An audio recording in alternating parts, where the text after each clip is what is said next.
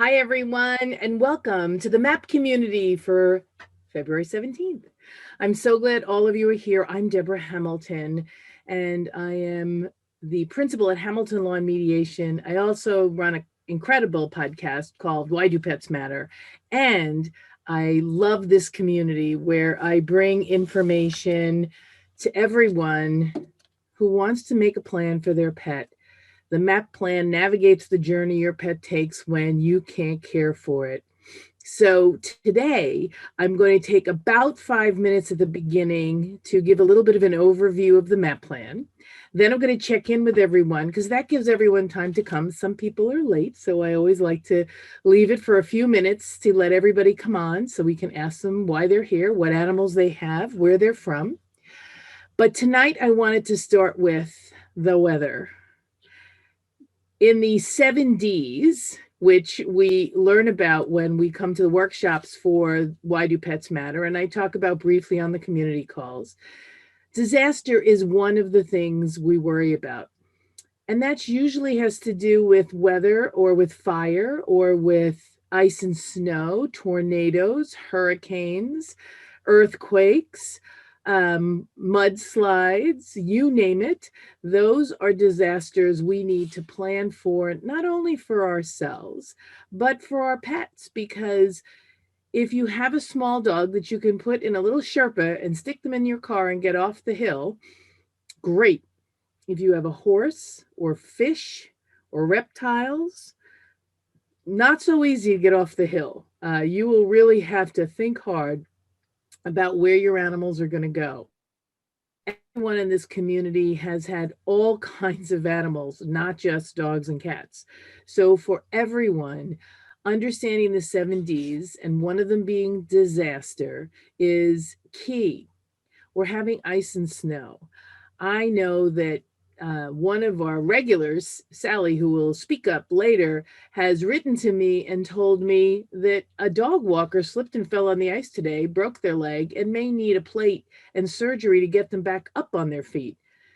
If you have any sort of weather that is icy and snowy, you really need to make a plan for yourself and for your pet that enables the animal to go to the bathroom, but also enables you to stay safe. I know for me, we've had a number of ice storms here in Pleasantville, New York, and I have not walked my dog. Do I apologize to her all day long? I do. I feel the guilt of the nuns from Catholic school riding heavily on my chest. However, I always explain to Roxy, my 10-year-old Irish setter, that if in fact she wants to make sure she is walked tomorrow, we are not going to walk today. So remember that if you are subject to weather, any kind of disaster, you need to make a plan on how to care for your pet. One of the gentlemen who walks with me said, well, what do you do? And I said, well, I let her out in the backyard. And he goes, yeah, but my backyard isn't fenced. And I said, well, there are a lot of companies who sell, and he has a very little dog, sell little gates that you can put up that you could use as an exercise pen simply for times when weather is really bad. And if, God forbid, gravity is not the friend of anyone over 60, I swear to God. So if you're in a position where something's going to happen to you or might happen to you, getting an X pen that the dog can go in that keeps them safe, that's right outside the door, that keeps you safe, is something to consider as a very worthwhile investment. So for those of you who are checking in, I'm just going over a few of the Ds before we introduce and catch up with each other. The other D I want to talk about tonight is divorce or relationship breakup. No one ever thinks to make a plan about the pets if in fact the relationship breaks up. In my office, my office is full of people who come in to either write a MAP plan, which is one of the things I do, or to resolve a conflict that's come up over an animal. And I'd say 50% of the people who are in my office are having a disagreement about a pet. they have decided, usually the person in possession of the animal, they share it for a little while and then one decides not to give it to the other. Or maybe they walk out with the dog, swearing they'll share the dog, and then, of course, they never do. They come up with these plans, and it's not anything they spoke about while they were happy and together. So I've spoken to Peggy Hoyt, who's going to be one of my guests on the Why Do Pets Matter podcast coming up in a few weeks. And she and I agree one of the greatest plans you can make is how your dogs will be dispersed, how your cats will be dispersed, how your horses will be dispersed. It's not just about finding caregivers for them, but if in fact your relationship breaks up, how are the animals going to be shared going forward? Now, maybe your ex doesn't want the animals, and that's great. You just take them. But if both of you have cultivated a loving relationship with the animals, I was quoted in Bloomberg in 2016 for saying this, and I truly believe it. Unfortunately, your pet doesn't hate your ex. You would love it if your pet would stick their tongue out at your ex every time the person walked by. And some animals do, they pick up on those vibes. And so those animals probably wouldn't be animals that somebody would want to keep. But if in fact your pet loves your ex because you were the one who fed and groomed them, they were the one who took them out on mountain hikes, they had a totally different life with you during the week, with your ex over the weekend.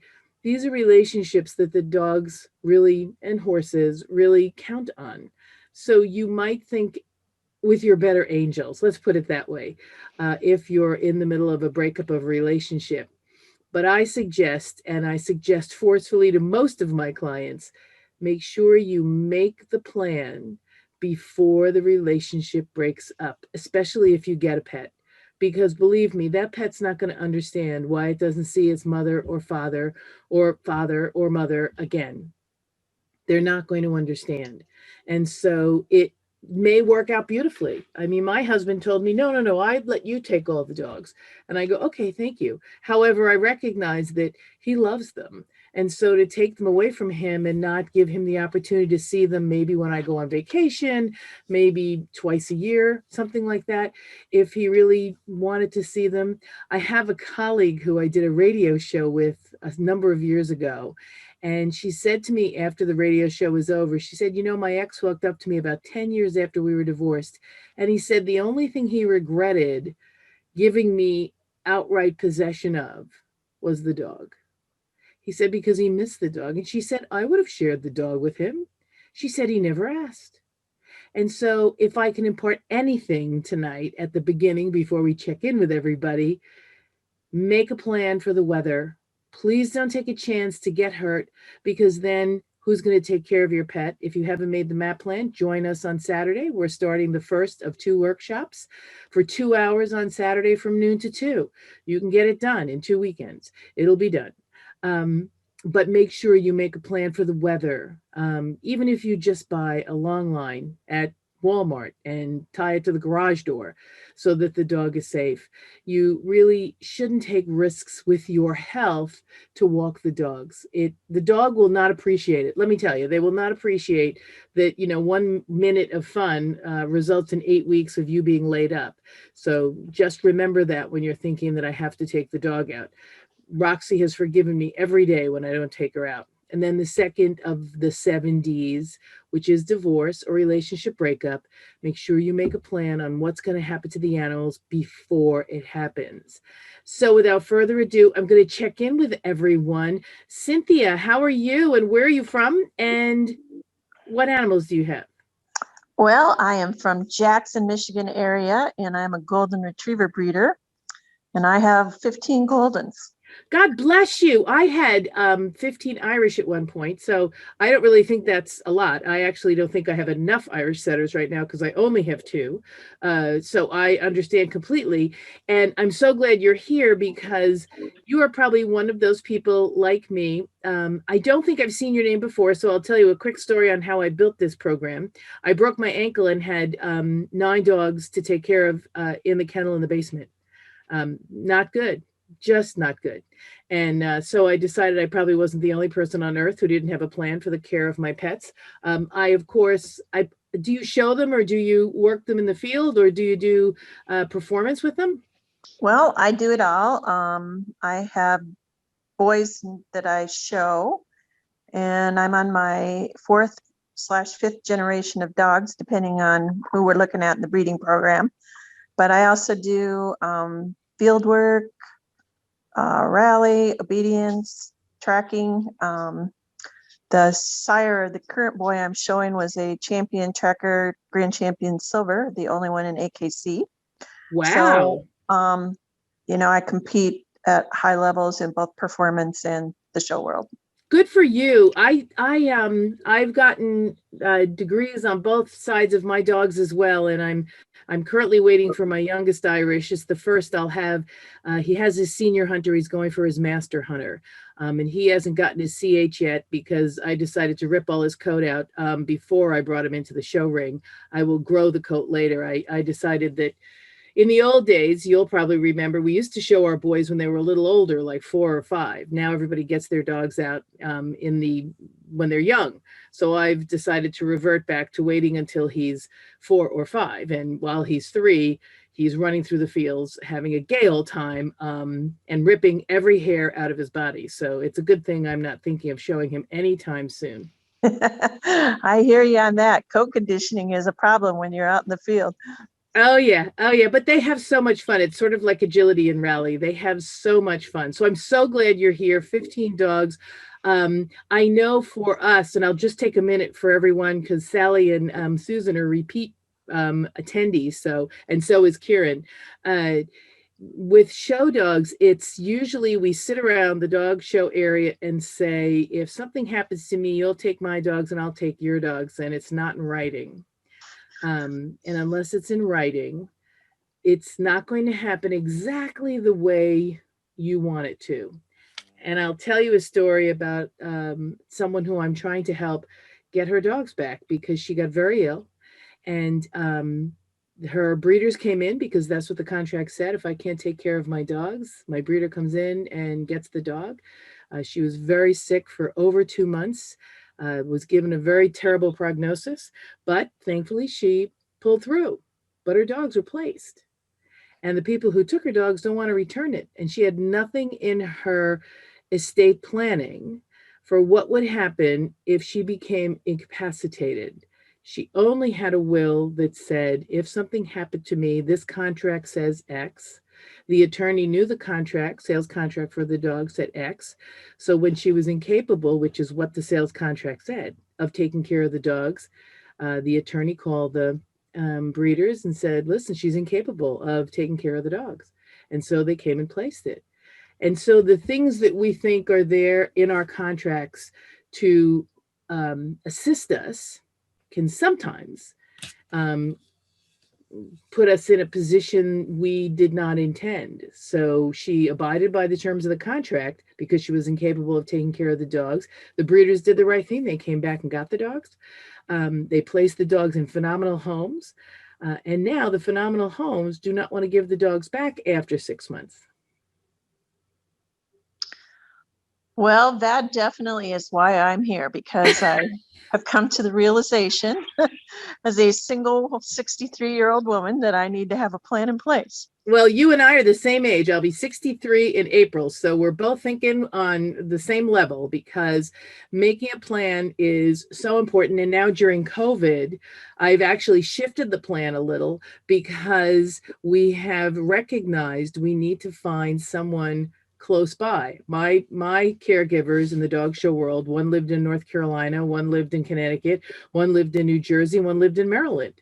But during COVID, um, Governor Cuomo said, persona non gratis, thank you so much. Don't come into my state. And if something had happened to me, what would I have done?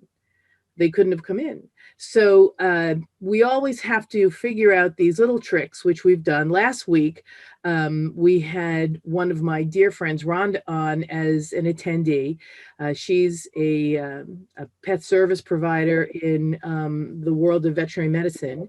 And she said, you can also put a 911 number in your phone, because the other thing I highly recommend, and Susan and Sally will share this correct with you as well, is that you have a note somewhere Easily seen. I'm a big post-it note person. Everyone says, yes, but I don't want those things on my door, and I don't want those things on my refrigerator or in my car. And if you travel to dog shows, it has to be in your car. Because if animal care and control gets your dog and you're in the hospital for a prolonged length of time, if they don't know who to call, the dogs go to animal care and control, and depending on what state you're in, they might have to be spayed or altered before they are returned to you. Well, for years I've had a in case of emergency contact in my phone, and there's explicit instructions in there on who to call, but I realize that probably you need something more visible than that. Well, you know what? I'm a belt and suspender person. Maybe I'm a boots, belt, and suspender person because I like people to know that they don't have to really use their brain cells if they have only a few inactive reflex um, to find out who to call. And I always have three. The other thing I'm really big on is redundancy. So you really want redundancy in the care of your pets. So I have two sons. My sons want my dogs. They are so not capable of taking care of my dogs, but I love them. I do. So they know are first on the list, but they will probably say, oh my God, I can't take care of the dogs. So they know the people next on the list. And those people know that they would take the dogs. And if my sons ever they're 30 and 27. I mean, they just don't live in pet friendly environments. One is a cat, and the other one lives in a no pet building. So it's a little difficult. So I tell them, listen, when you change, the dogs will be there, and you'll just have to get in touch with, Sally or Mary Lou or Joe, and they'll give the dogs back to you because that's what my plan says. And the other thing that's really important is if you have caregivers, usually their dog show people go to the dog show at the same time you are going to the same dog show you're going to. Your names are on the crates, your names are on the crates in the car. But the other people traveling in the same direction with you need to be there too, and you need to be in their car. Your number, not you need to be in their car, but your number needs to be in their car so that if something happens to them, they call you, you're all going in the same direction. You can pick up the dogs. Because without something in writing that says Deborah Hamilton can pick up Cynthia Binder's dogs, they don't release them to Deborah Hamilton just because she said so. So we definitely need to put things in writing that step by step allow us to make sure our pets are cared for. So I'm going to check in with the others. Cynthia, I'm so glad you're here. I'm so glad you have 15 golden retrievers.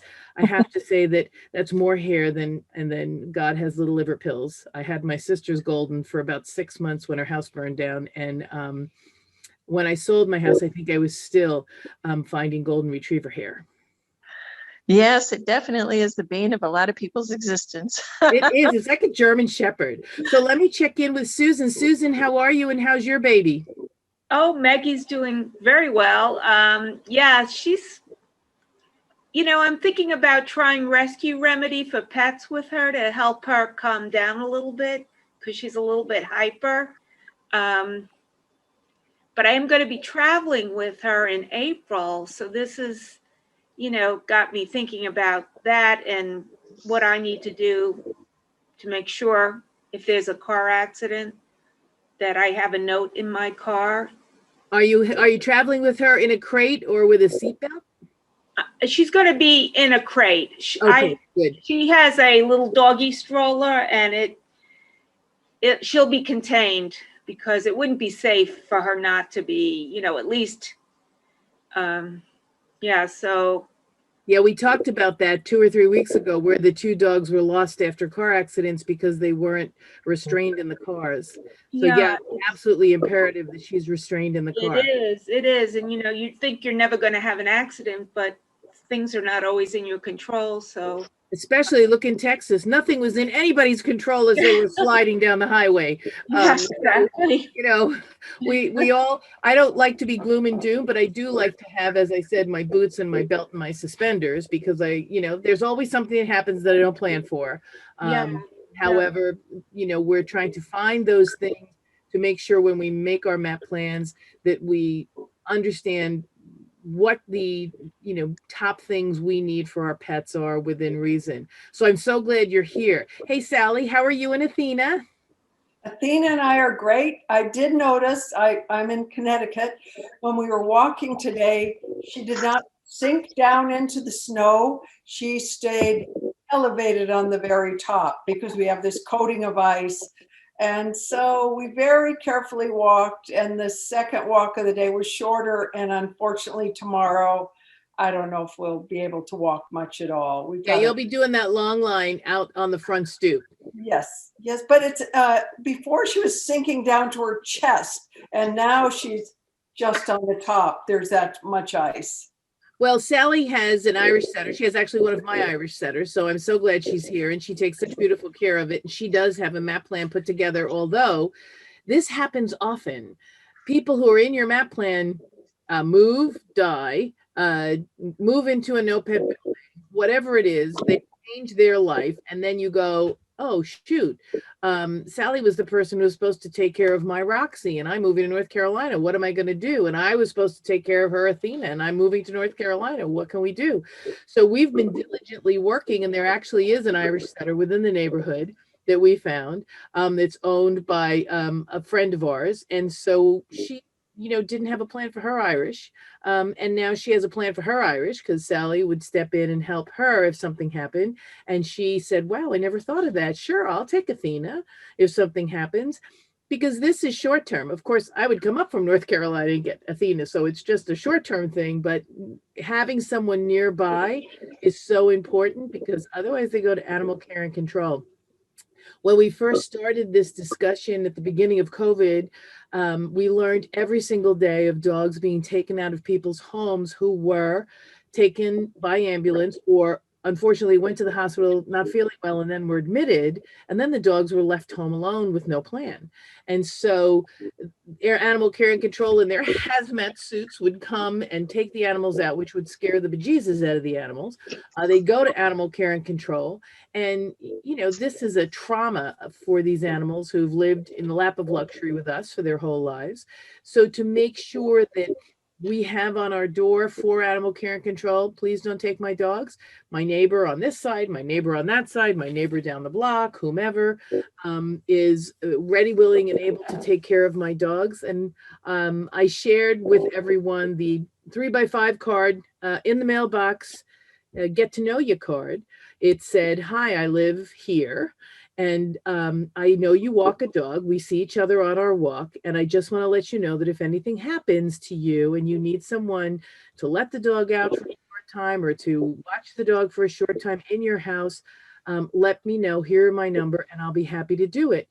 And for me, that was a lifesaver because I then got, of the 15 cards I put out, I probably got 10 people to call me back, thank me very much, and say, we'd love to do that for you too. You just have to be, proactive in finding someone. And most of us think nobody will ever do it. And Sally did find some people who didn't want to do it. And I know of people when I've given my program at various independent living facilities, they want people to take care of their pets, but they don't want to take care of anybody else's. My dad, who was in his 90s, was like that too. However, it really makes a big difference to reach out and find those people who are going to help you care for your pets. So I just want to check in with Kieran from Tenerife. Hi, Kieran. How's everything going? You have electricity. I think that's great. Electricity tonight. It's very good. Thanks. I'm so glad that they're doing that. Hey, Kieran, we didn't catch up to go over your paperwork. We'll have to do that next week. Send me some times. So for everyone who's on the call who knows, and then Cynthia who doesn't, Kieran is from Ireland originally. He's spending COVID time in Tenerife. We all should suffer so greatly. And he is writing a program to return to Ireland and hopefully implement where there would be a voluntary course that you could take on responsible pet ownership. What does it mean to be a responsible pet owner? So he's forwarded that prototype to me to look at, which I did, and I have some comments and I'm going to talk to him about it. But it is such a phenomenal thing that we as breeders could send to. I mean, we always send them, here's the golden retriever, here's the Irish setter, here's the basset hound, here's the Cavalier King Charles Spaniel. But we don't necessarily send them a course, and this would be an independent course that people could take that would give them the information they need to be a good owner, what the responsibilities are. And of course, I always say pet pet owners need mentors. So if you get it from an adoption situation, that adoption situation should be there to help you make a success of that adoption. And if you buy from a breeder who is purpose-bred preservationist breeder, we're always there, and we definitely have to I think be a little more proactive, and you might be a great proactive breeder, Cynthia, but some are better than others on making sure they keep in touch with the people they sell puppies to so that everything works out the way we hope to. All puppies live the first, 8 to 12 weeks with their breeders, and then they are on perfect behavior till about 18 weeks, just about when the person loves them. And then they become the terrorist of Mordecai and chew your table legs in your shoes and things like that. I always say that's why puppies are so cute. It's the only way they live through puppyhood, because otherwise, as they're eating half of your sheetrock, because you left them alone. It wasn't their fault. You left them alone and you turned your back, and you didn't pay attention. You didn't keep them safe. I always say to my owners, it's really great if you can't watch them, to give them like a curly cue to chew on or a stuffed Kong, put them in their crate and, leave them there for the half hour you take a shower. Otherwise, your Louboutins will be gone when you come out of the shower. They will be not high heels anymore. They will be very short heels, or they won't have toes anymore. And then you can just give them the other one so they can remove the toe of the other one, because that's what puppies do. So before we wrap up, I gave you the D's, so the disaster plan for it, the divorce plan for it. For Cynthia's purpose, I'll give you the other 5 D's because there's 7 of them. So of course, death is one of them. You have to plan for death. You have to plan for dementia, because most people don't put plans in if something happens to you and you start suffering from dementia. You have diseases, which are cancer or any sort, MS, any sort of disease that might debilitate you, but might still want you to have your pets with you. You have a delay. So in the old days, when we flew places or when we drove places, we might be delayed coming home. Delay has to be planned for. And I think that's it. I think that's all 7 of them. So before I end, does anyone have any lingering questions they want to ask? I tried to sign up for your program on Saturday and I couldn't get through with PayPal, but well, you know what, Susan, I'll have my assistant Rose reach out to you and see how we can help you do that. That'd be great, because it's almost full. I only allow like 8 people so that we all can really work hard and get it done. So I will have Rose reach out to you and see how it would work. Does it still work for you? yeah, I mean, if it doesn't work out this time, I can always do it the next time. So it's Right. not a problem, but yeah. It'd be great to do it before you got on the road with the dog. That would really be great. Then you Yeah, have it that right would. there in the file in the car. So let's see if we can help you do that. Okay. Sally, you have any remaining questions other than please don't fall? No, just please don't fall. Yeah, that's it for tonight for me. Right? I mean, here in New York and Connecticut, we are waiting patiently for ice. Susan, where are you again? I'm in Northern Virginia and we're going to you're have waiting. snow and ice and freezing rain tomorrow. And And- I fell Oh. once and I never want to do that ever again. So I appreciate your talking about that. Yeah, because we really have to think about, 1 minute of, joy with our dogs, which leaves us with 8 weeks of incapacitation. Kieran, anything up with you, honey? Anything I can help you with other than setting a date for us to get together? No, that would be Besides perfect. Wednesdays. Sorry? Besides Wednesdays. I've the latest draft. I'll send that to you in the morning, but Perfect. it's we have a child writing expert proofreading it now, so it's Awesome. almost in place, really. Awesome. That is fabulous. Cynthia, any remaining questions? Well, I'm also interested in doing your seminar. How often do you have those? I have them probably every 2 to 4 months, depending on my timing and the interest. So the next one's supposed to be in April. We're having one this weekend for 2 hours from 12 to 2 on Saturday, and then next weekend 12 to 2. So we do the M and the A. So the MAP plan stands for something. I didn't even say that this time. Boy, am I naughty. So M stands for making a plan. A stands for addressing the needs of your pet.